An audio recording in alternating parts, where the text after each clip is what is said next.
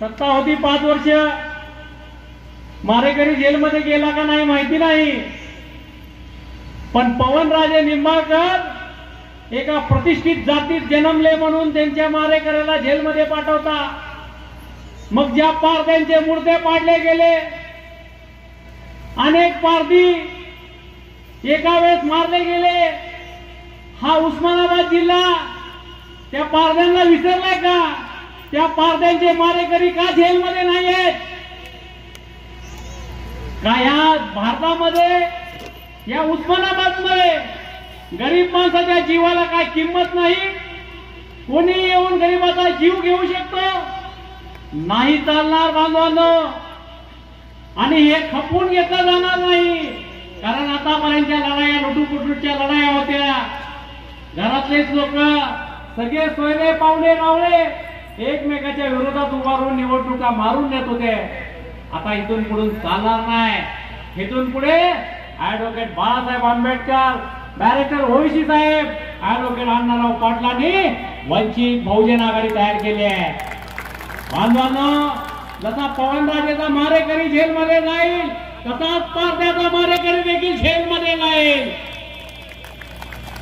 जसा बँक लुटलेला जेलमध्ये जाणार आहे, तसाच कारखाना लुटणारा देखील जेलमध्ये गेल्याशिवाय राहणार नाही। हे महाभारताचं युद्ध आहे बांधवांनो। हे दुर्योधन आणि दुशासन आहेत, त्यांच्या विरोधात अर्जुन सलगर उभा आहे। त्या दोघांचा कर्दन काळ केल्याशिवाय महाभारत इथे संपणार नाही। म्हणून तुम्हाला विनंती करतो की वंचिताचं नेतृत्व केलं पाहिजे। या देशामधला सगळ्यात वंचित वर्ग शेतकरी आहे, सगळ्यात आत्महत्याग्रस्त शेतकरी आहे।